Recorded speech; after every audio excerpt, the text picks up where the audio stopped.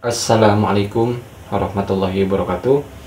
Bapak-bapak, ibu-ibu, kali ini kita akan menyimak ceramah dari Buya Ar-Razi, tingkatan sabar ya. Jadi barang siapa yang sabar, Allah mudahkan segalanya, amin ya rabbal alamin. Nah, nanti di akhir video juga ada Buya Ar-Razi, yang mana kecintaan Buya Ar-Razi kepada Habib Rizik Syihab. Mohon disimak sampai akhir. Kita ke videonya ya. SAW melewati seorang perempuan yang tabki, yang nangis indah qabrin, di kubur. Jadi di sisi kuburan ada seorang ibu-ibu nangis.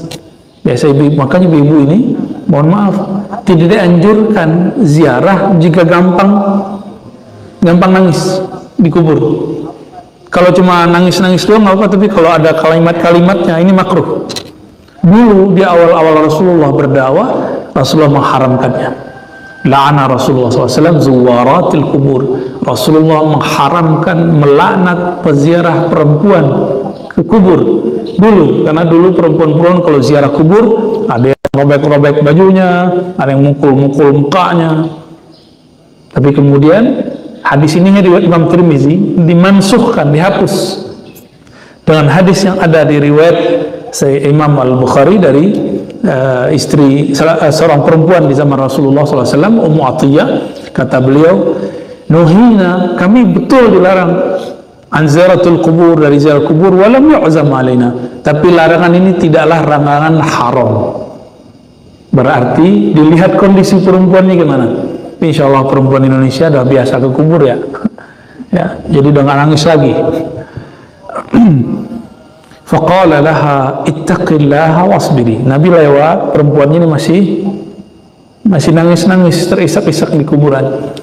Kata Nabi, ittaqillah, wahai ibunda, ya, oh ibu itu, ittaqillah, bertakwalah kepada Allah, wasbiri, dan sabarlah kamu.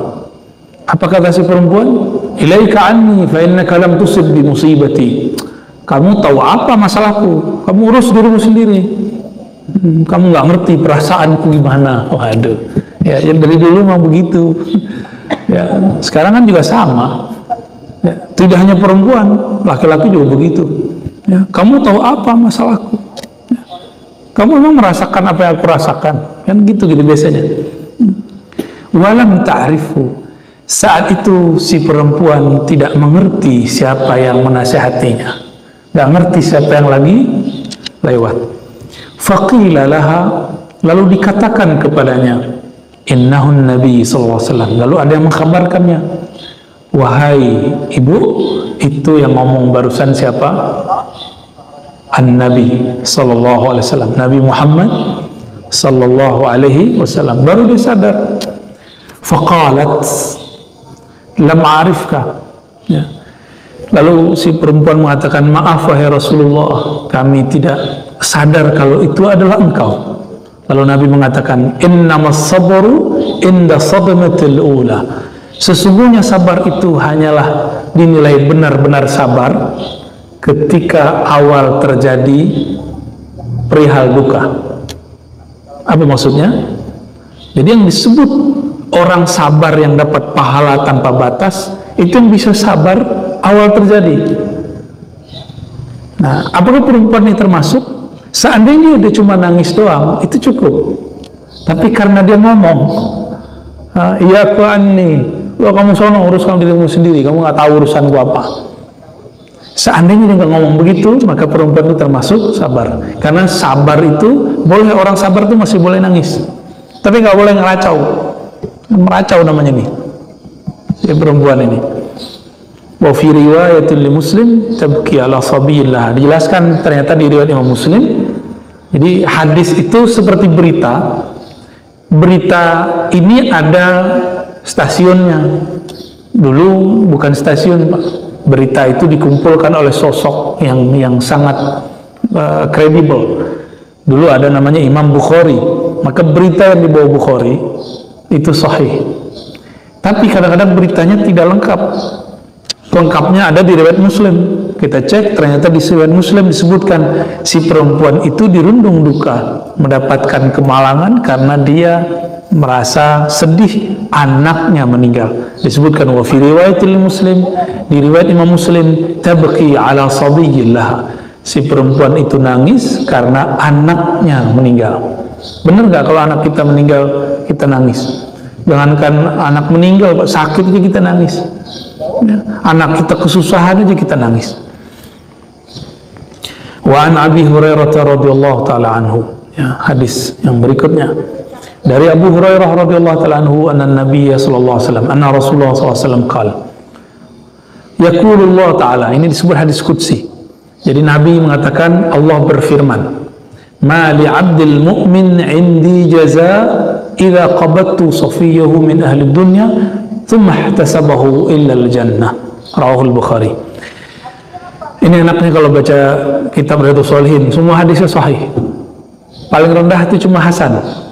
Jadi di sini beliau telah menjamin tidak ada hadis yang baik. Kitab Riyadhus Shalihin, ya. Ada satu kitab yang bercampur dengan hadis palsu, judulnya Durratul Nasihin. Tidak semuanya palsu, tapi bercampur. Ya. Bacaan kita waktu kita dulu belum mengerti benar, ya, kajian-kajian hadis. Saya dulu sampai khatam lebih dari 5 kali, Pak. Jadi udah hampir hafal tuh ibarat-ibaratnya. Setebal ini ada juga, setebal ini juga lah. Akhirnya sekarang kalau orang menyebut satu riwayat, kita ngerti, wah ini dari Durratun Nasihin nih. Ya. Biasanya ciri-cirinya satu, penyebutan pahalanya lebay.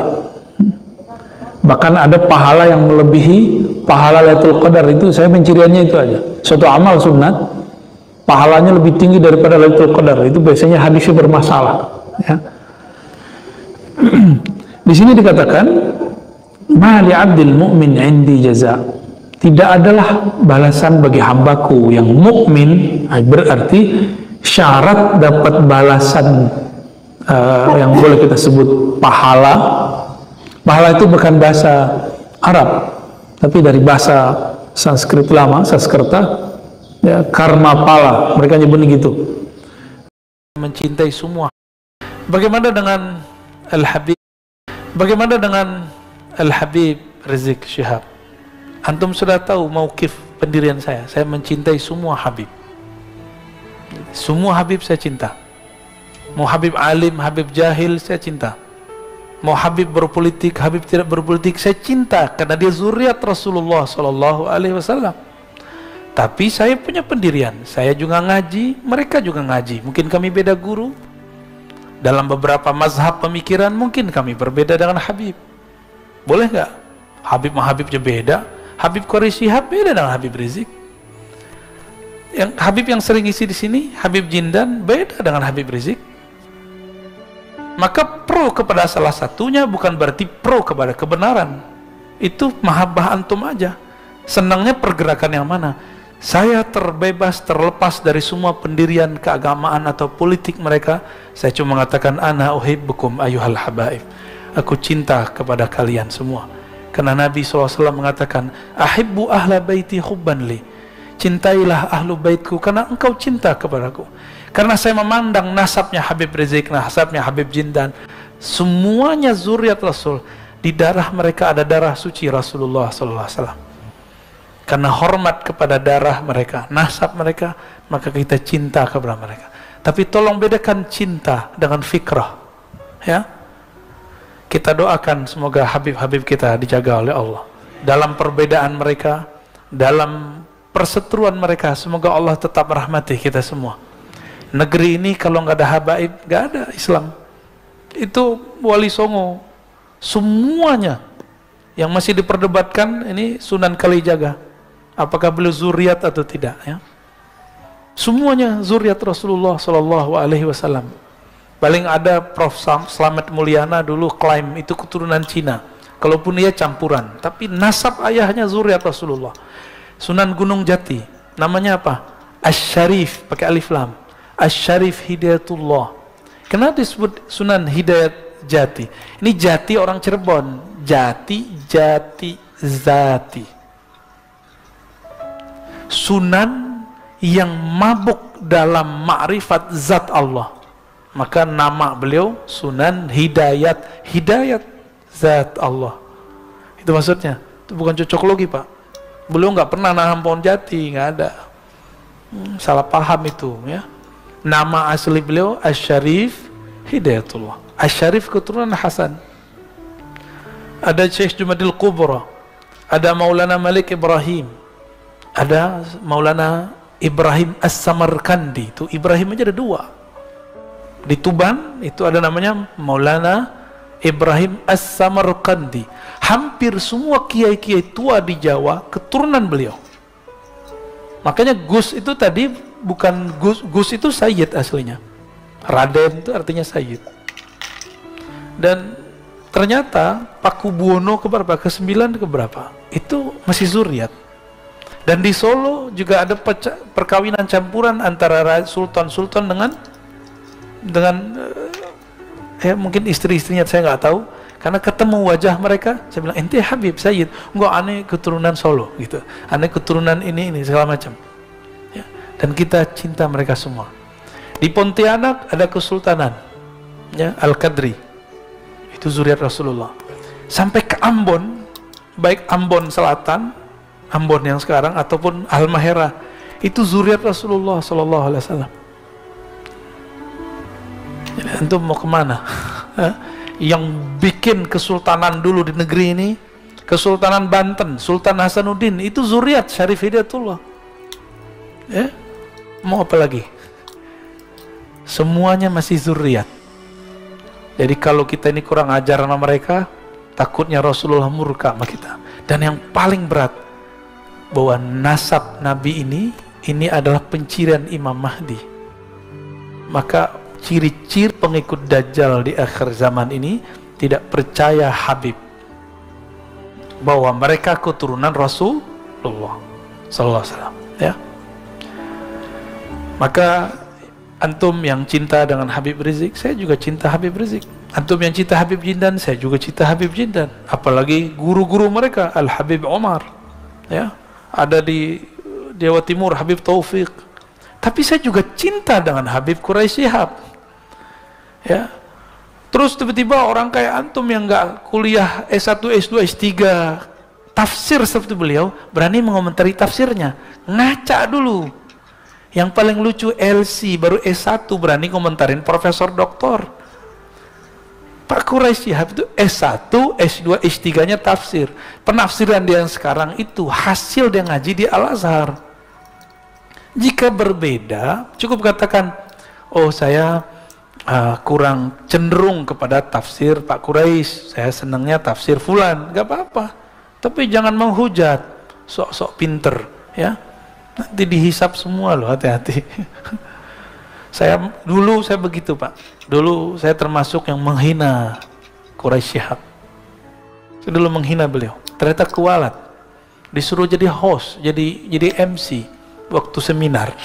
Di situ kita kenal beliau, masya Allah, orangnya tawadhu sekali, sangat-sangat tawadhu ya.